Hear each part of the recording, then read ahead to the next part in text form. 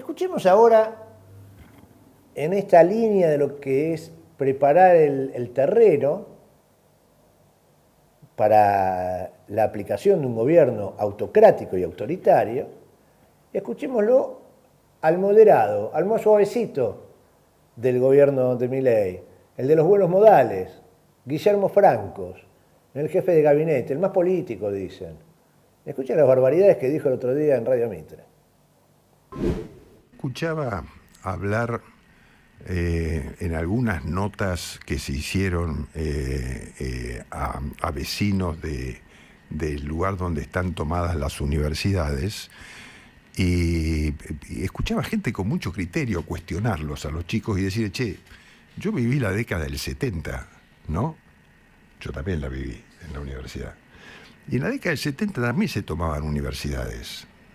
Y se tomaban universidades y después se generaron movimientos que utilizaron la violencia para expresar sus posiciones, se convirtió en guerrilla subversiva y generó después la represión. Esos procesos son negativos. Yo creo que uno puede expresar una protesta, no digo que no, pero la tiene que expresar dentro de los carriles normales.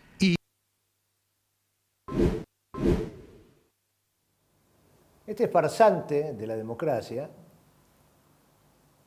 este falso demócrata, porque esto que dice es falso, es una farsa lo que está contando, porque claro, cuenta un pedacito de la historia.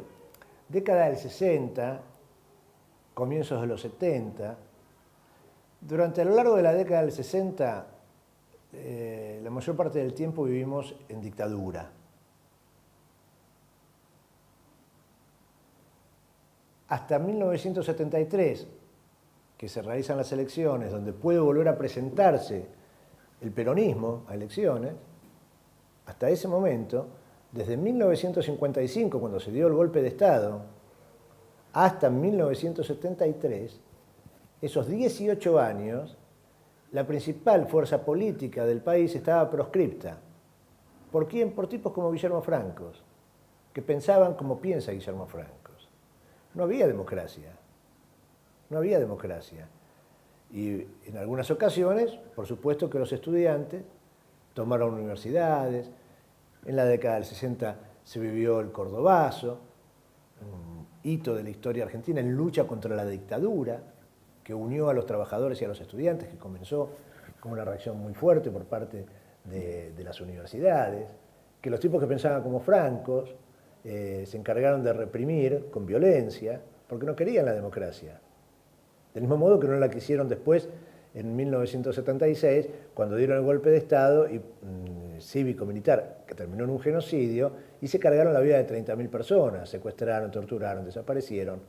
Uno a veces aburre, ¿no?, reiterando todo esto, pero esto pasó en la Argentina. Entonces escuchar a Francos decir estas palabras es muy irritativo, muy provocador. Guillermo Franco sabe que está provocando.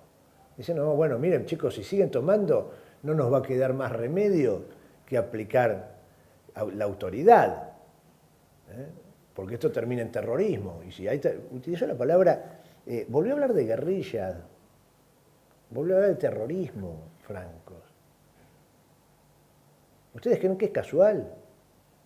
En la misma semana en la cual Javier Milei, para comentar lo que sucedió con esa persona que se infiltró en la marcha de la semana pasada, este youtuber, Fran Fijap, dijo, bueno, después se pasan 40 años buscando a los nietos. Eso dijo Milei. No hay puntada sin hilo en esto.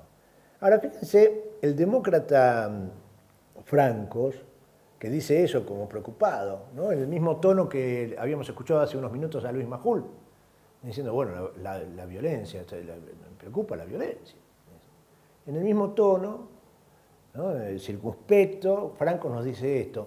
Ahora, ¿saben dónde empezó el desarrollo en la Argentina? Que por supuesto toda la década del 60, del 70 no fue un fenómeno, los movimientos guerrilleros, exclusivo de la Argentina.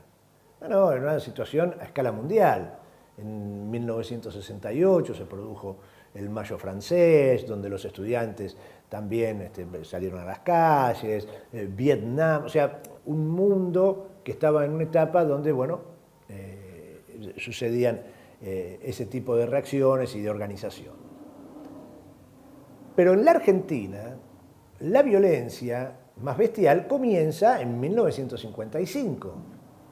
Estoy hablando del siglo XX. 1955. ¿Por qué? Bueno, porque había un gobierno democrático y las Fuerzas Armadas, al servicio de los sectores concentrados de la economía, que hoy están con Javier Milei y con Guillermo Francos, dieron un golpe de Estado. Antes del golpe de Estado, lo hemos hablado tantas veces, bombardearon las calles de la ciudad de Buenos Aires y de la provincia de Buenos Aires. Se conoce como el bombardeo de Plaza de Mayo. Eso fue en junio de 1955 y 3 meses después concretan el golpe de Estado y derrocan a un gobierno democrático y lo suplantan por una dictadura.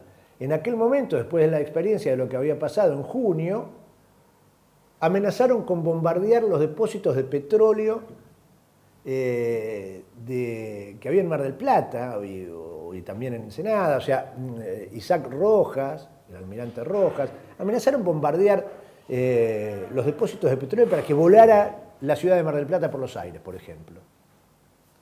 ¿Sabe quién era el comandante que ya no es que amenazó, sino que bombardeó a modo de advertencia, sin hacer blanco, los depósitos de petróleo en Mar del Plata el 19 de septiembre de 1955? ¿Sabe quién era? El comandante del crucero 9 de julio. Mire, se lo voy a poner en imagen.